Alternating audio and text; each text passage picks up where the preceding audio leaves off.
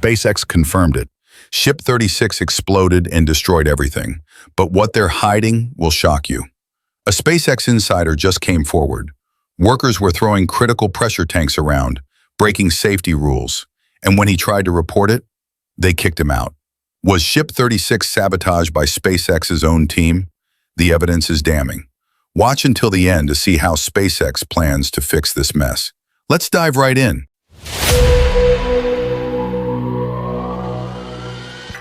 The moment everything changed, June 25th, 2:30 a.m.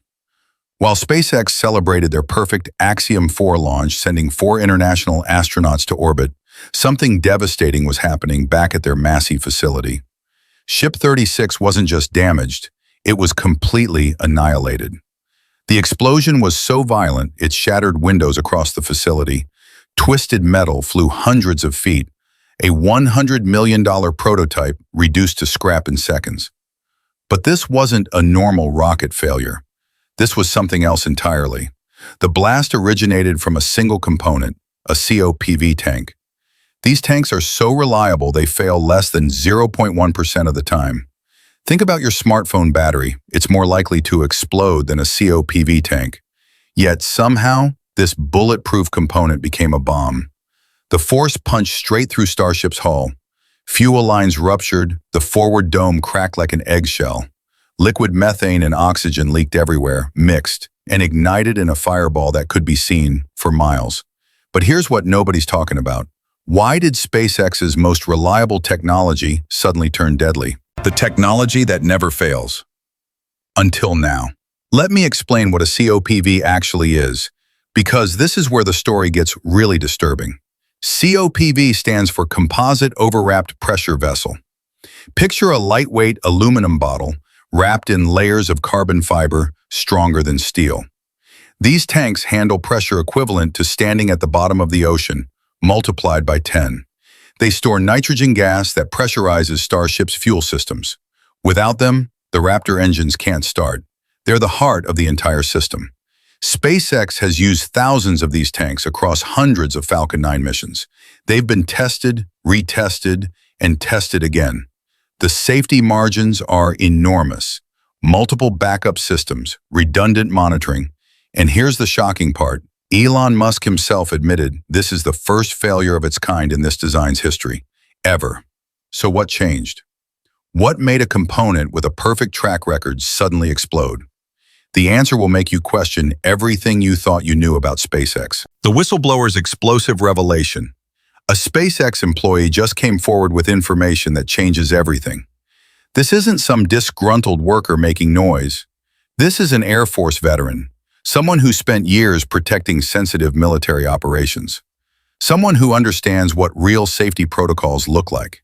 His revelation is terrifying. He discovered that several local workers, people with zero aerospace experience, were handling these critical COPV tanks.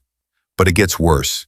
These workers were part of what he called the tent-era crew, temporary hires with minimal background checks, and they were literally throwing these tanks around. Components worth tens of thousands of dollars, components that could kill everyone if they fail, being slammed against mounting points like construction equipment, no protective gear, no careful handling procedures, no respect for what these tanks actually are. This employee was one of only 2 certified COPV inspectors on site. His job was to catch exactly this kind of dangerous behavior, to document damage, to pull compromised tanks before they could fail. He was the last line of defense between sloppy handling and catastrophic failure. But then something happened that should terrify every SpaceX fan. The cover-up that exposed everything. After documenting these safety violations, after filing official reports, after trying to protect the program he believed in, this inspector was suddenly banned from accessing the payload sections. Let that sink in. The person whose job it was to ensure COPV safety was prevented from doing his job. Why? What were they trying to hide? This wasn't bureaucratic incompetence. This was deliberate. Someone didn't want him inspecting those tanks. Someone didn't want him documenting the damage. Someone didn't want him preventing what was about to happen. His warnings were ignored. His expertise was dismissed. His access was revoked. And then Ship 36 exploded. The timing is impossible to ignore. The most qualified person to prevent this disaster was silenced just before it happened. That's not coincidence. That's conspiracy. But who would want to sabotage SpaceX? And why? The pattern nobody wants to discuss. This isn't SpaceX's first COPV disaster. In fact, it's becoming a disturbing pattern, CRS-7 in 2015. A Falcon 9 exploded during launch, destroying a Dragon capsule heading to the International Space Station. Cause? COPV failure. Amos 6 in 2016. Another Falcon 9 explosion on the launch pad. Another COPV failure. The blast was so violent it shattered windows miles away, could be heard 30 miles from the launch site. After those failures, SpaceX claimed they fixed the COPV problems. New procedures, better testing, stricter handling protocols. The issues were supposed to be resolved forever. So why is it happening again? Why are these solved problems returning to haunt SpaceX? Either their fixes didn't work, or someone is deliberately undermining them.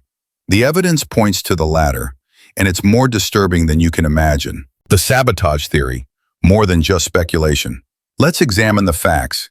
Ship 36 wasn't just any Starship. It was one of the most advanced prototypes ever built. Its destruction doesn't just cost money. It sets back the entire Mars program by months, possibly years. Who benefits from that delay? Government contractors losing billions in SpaceX contracts. International space agencies falling behind in the new space race.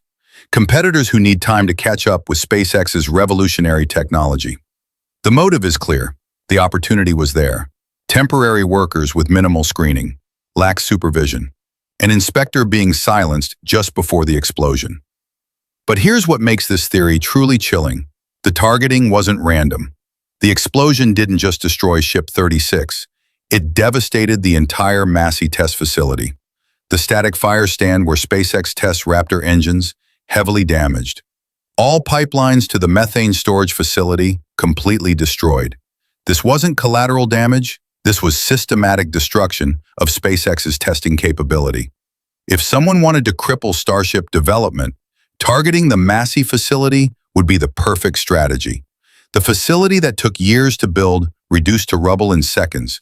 The facility where SpaceX planned to test dozens of Starships, suddenly unusable. The facility that was key to reaching Mars, gone. And it all started with one failed COPV tank. The investigation SpaceX doesn't want you to see. SpaceX's official statement was deliberately vague. Initial analysis indicates potential failure of a pressurized tank. That's it. No details, no explanation, no acknowledgement of the inspector's warnings. This is completely unlike SpaceX. Usually they're transparent about failures. They published detailed reports on previous COPV problems. They shared lessons learned. They showed how they fixed the issues. This time is different. This time they're hiding something. Why the silence? What are they afraid of revealing? What did their investigation actually find? Here's what I think happened. They found evidence of deliberate damage. They discovered the sabotage was real. They realized their most trusted technology had been weaponized against them. But they can't admit it. Admitting sabotage would mean admitting their security failed. It would mean admitting they can't protect their own facilities. It would mean admitting that someone, maybe multiple people, successfully infiltrated their program. The implications are staggering. If SpaceX can't secure their test facilities, how can they secure crewed missions? If they can't protect Starship development, how can they protect astronauts? These are questions SpaceX doesn't want to answer publicly, but the silence is becoming its own answer. The technology dilemma: upgrade or accept risk. Some experts are questioning whether SpaceX should abandon Type 3 COPV tanks entirely. These tanks use aluminum liners wrapped in carbon fiber. Proven technology, but not the most advanced available. Type 5 tanks are made entirely from composite materials. They're 90% lighter, offer more usable volume, perfect for Mars missions. But they're expensive, unproven in commercial applications, and would take years to implement. Here's the dilemma. Upgrading to Type 5 would mean delaying Mars missions even further. Sticking with Type 3 means accepting the risk of another Ship 36 disaster. But maybe the technology isn't the real problem. Maybe the problem is human and intentional. No amount of technological advancement can protect against deliberate sabotage. The most advanced COPV tank in the world is still vulnerable to someone with a hammer and bad intentions. That's the real lesson of Ship 36. The threat isn't technical failure, the threat is human malice. The Mars mission catastrophe, dreams under attack. Elon Musk wanted the first crewed Mars mission as early as next year. Even before Ship 36 exploded, he put the odds at 50-50. Now, those odds just became virtually zero. Every month of delay pushes Mars further away. The transfer windows only align every 26 months. Miss the next window, and you wait 2 years for another chance. Miss that one, and Mars colonization gets pushed into the 2030s. Is that what someone wanted? To delay humanity's expansion into the solar system? To keep us trapped on one planet while they catch up technologically? The implications go beyond SpaceX. This affects NASA's Artemis program, international space partnerships, the entire future of human spaceflight. Ship 37 and Ship 38 are ready to replace Ship 36. But without the Massey facility, where will they be tested? How will SpaceX validate their COPV fixes? How will they regain confidence in their most critical systems? More importantly, how will they prevent the next sabotage? Because if Ship 36 was deliberately destroyed, this won't be the last attempt. The stakes are too high. The competition is too fierce. The motivation is too strong. Someone out there wants SpaceX to fail, and they're willing to destroy the future of human spaceflight to make it happen. The question isn't whether they'll try again. The question is whether SpaceX can stop them. So here's what we know.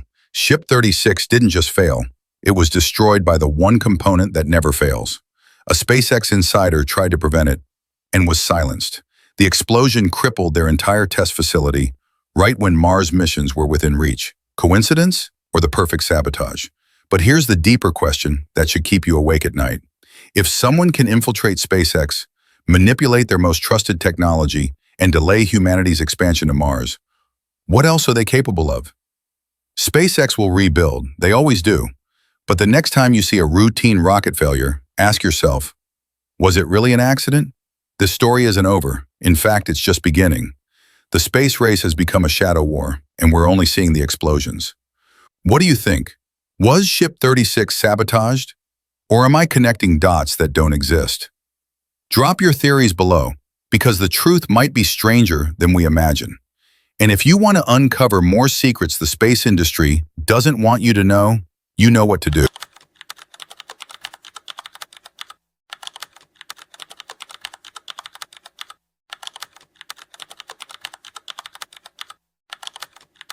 SpaceX just broke the 300-ton thrust barrier.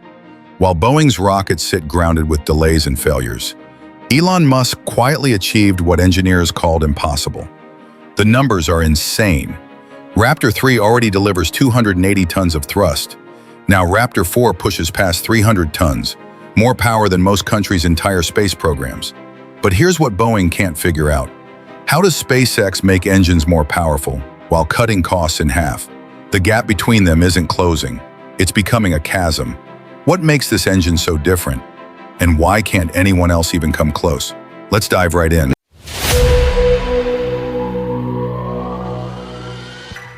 The impossible foundation, Raptor 3's hidden power. So how does SpaceX make engines more powerful while cutting costs in half? The story starts with what they already achieved. And it's more insane than you think. Raptor 3 delivers 280 tons of thrust. That's enough force to lift a Boeing 747 straight up with no runway. But the real shock isn't the power, it's the pressure. Most rocket engines explode at 200 bar of combustion chamber pressure. Raptor 3, it runs at 350 bar, day after day, without failing. We're talking about pressure that would crush a car like a tin can, contained in a space the size of a trash can. The metal walls are under stress that would snap steel cables, yet they hold. How is this even possible? The answer changes everything you think you know about rocket engines. While Boeing burns fuel once and throws away the exhaust, SpaceX burns everything twice. They create hot gas to spin the turbopumps, then burn that same gas again in the main chamber. Zero waste, maximum power, pure genius. But 300 tons of thrust? That's where the physics get deadly. The death zone. Why 300 tons should be impossible. Here's what rocket engineers discovered decades ago and why they gave up trying. Every time you increase thrust, the forces trying to destroy your engine don't just increase, they multiply. At 300 tons, you're not dealing with 20% more stress than 280 tons. You're dealing with exponential destruction. The Russians learned this the hard way. Their RD-170 produced 800 tons of thrust, but needed 4 separate combustion chambers because no single chamber could survive the forces.